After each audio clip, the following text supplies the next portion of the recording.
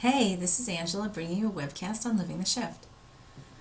This is such an important topic, and I say that for all my topics, but I was really guided to do a webcast on this because it is pervasive in the past several weeks especially. What we are doing is we are bringing up collectively this huge amount of what I call the dregs of our darkness. And what it seems to be is what we save to be last, or the things that are most uncomfortable for us.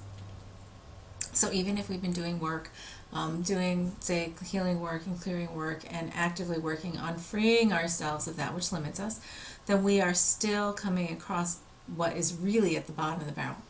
Now, that's going on and that's manifesting itself in things that people thought were gone from their lives, that many have thought that they had cleared out, that they thought they had been done with, the terrible situation that they had been, released has come back to sort of bite them in the butt.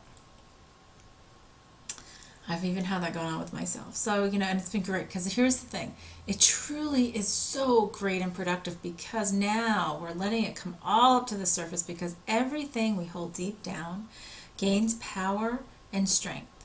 And it's really time for us to step into our divinity, to step into our power.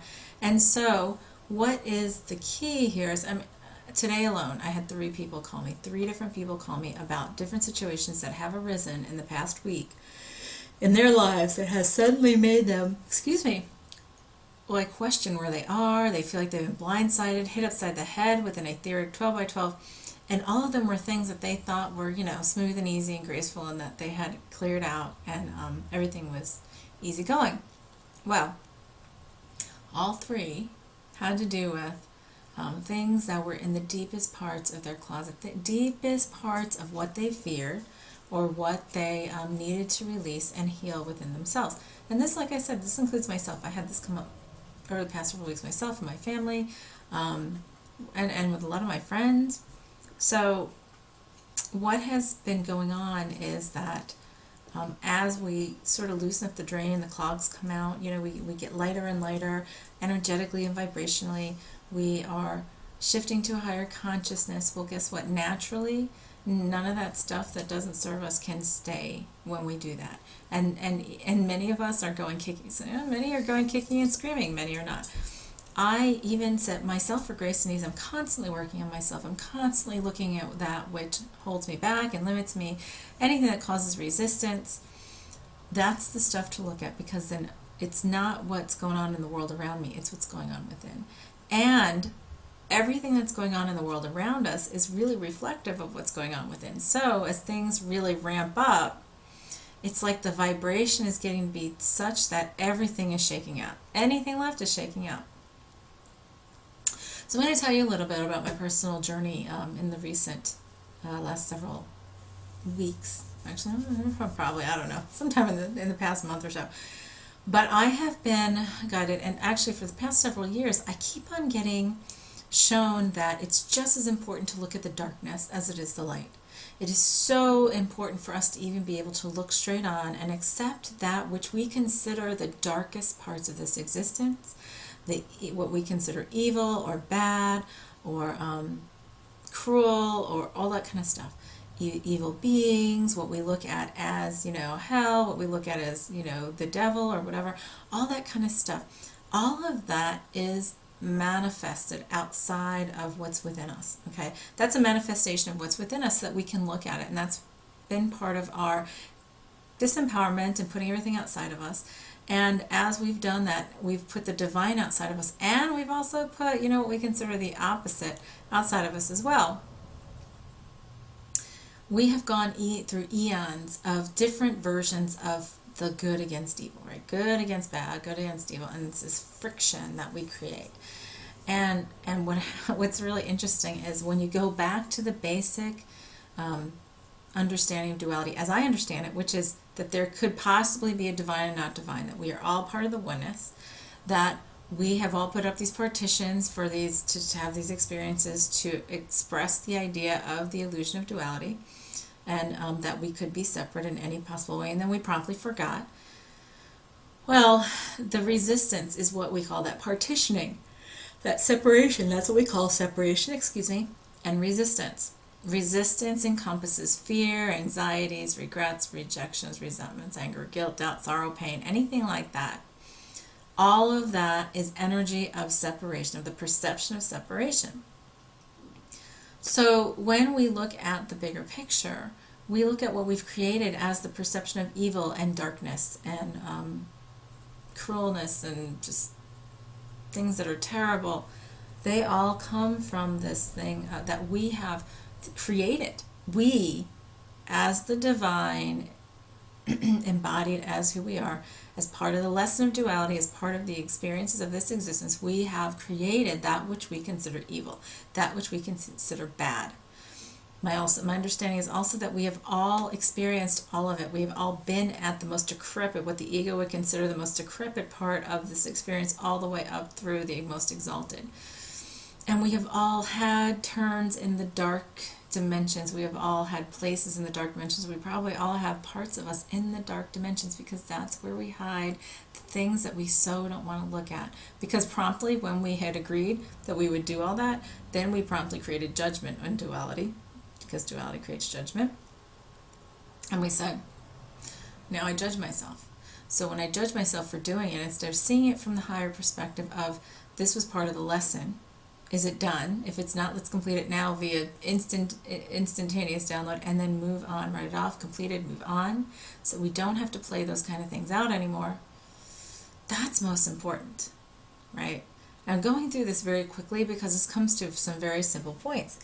However, it is so important for us to be able to start to look at darkness in a different way, and I'll tell you why. From my understanding, how it's been made for me to understand.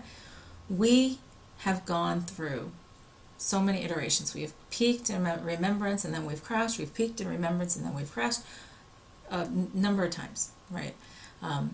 And it is really important to remember we have gone through eons of this whole fighting, the good against evil thing. Well, what we've forgotten is that resistance, which fighting, hatred, anger, abolishment, banishment, all that kind of stuff, that is resistance, and resistance grows and creates more resistance. Like when we put a resistance to something, we put more power and give more growth to that which is already resistant. The darkness is what was created from resistance. So if we put forth the energy of resistance to it, we want to fight it. Fighting it is resistance. Then we just grow it in its power. So here's the different way for us to look at it. The darkness is part of the light. We created the dark from the light. We've created the dark, or the perception of separation, from the wholeness. It is all part of the wholeness. Excuse me, no matter how dark it really, no matter how dark we see it, and that includes who you want to call Lucifer, Satan, the devil, whatever, all demons, demonic stuff. All of that stuff is an externalization and a personification of what is inside of us. And they are all beings are part of the oneness. All beings are part of the divine, no matter how dark we see it. So that's really important, because lately, and I'll tell you a little bit, like I was saying about my personal journey, is lately, because of my healing practice and whatever, I've been shown how to, and it's not even something I consciously do, it's automatic. When I'm working with somebody now, in the past month, actually I have been in a number of situations now, gone and done a healing session with someone, melded in their stream of consciousness, and we have gone then down to the lowest depths, the darkest depths within them, because that's what's holding them back. And you know what? Here's what's awesome about that.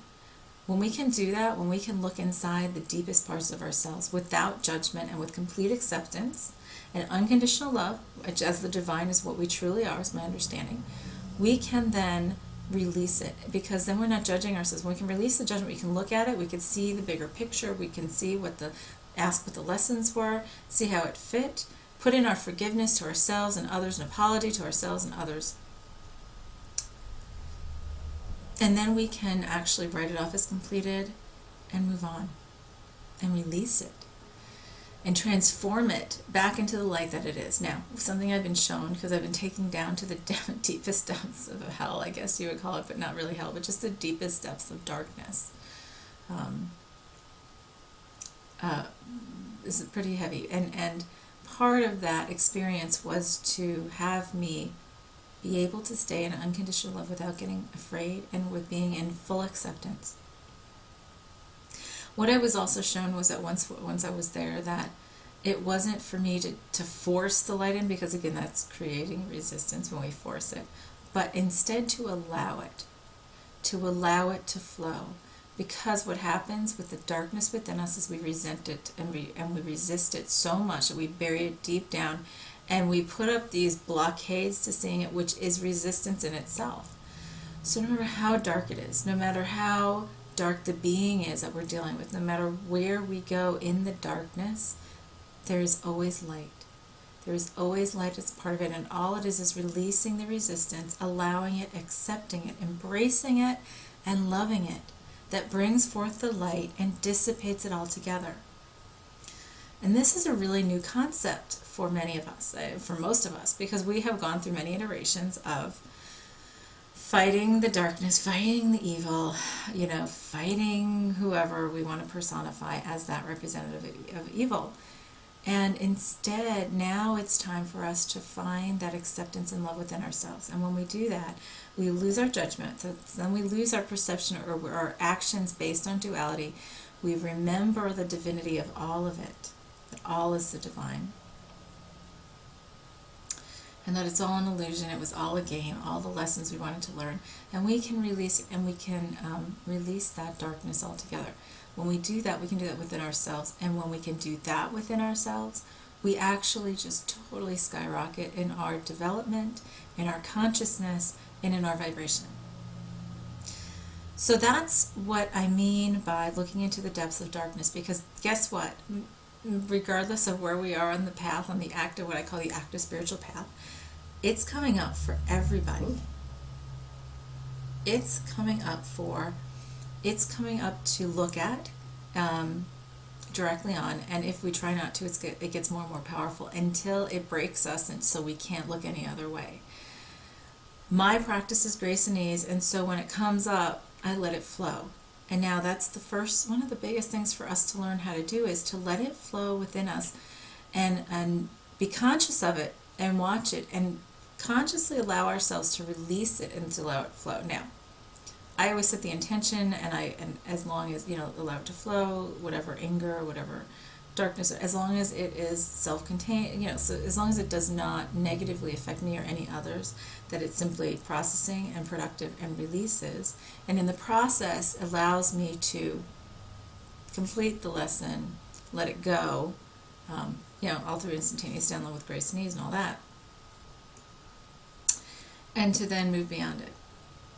And all you need to do is have a simple meditation practice. Now, yes, you can come to somebody like me or any of a number of others who can do energetic healing. You can learn it yourself. Energetic healing is all of us can do it, and that's like hands-on healing, or it's actually spiritual healing, it's metaphysical healing, it's taking the control and accessing our divine abilities. And all we really need to know is how to access that, right? So I teach that. You can come and see me. I'd be glad to help you. Or you can simply even go into meditation, if you have a meditation practice, and say, with the intention, I now release all the darkness within me with grace and ease, without harm to anyone, without harm to myself, to complete the lessons it was to bring forth, and to write it off as completed, all instantaneously, and allow me to be free of it with the conscious understanding of what it had helped me do. You can do that, something that's simple, or even simpler probably. But it is so important, and the more we avoid it, the more heavy and powerful it becomes. And that's really why I'm being pushed and guided to talk about this, because we are at that point in our evolution and the soul ascension process that it's time to look at even the most uncomfortable things. Other lifetimes that we've done things that are reprehensible. It's so funny. So many people want to talk about if they were, I don't know, Cleopatra or whatever. Somebody famous in history in a positive light.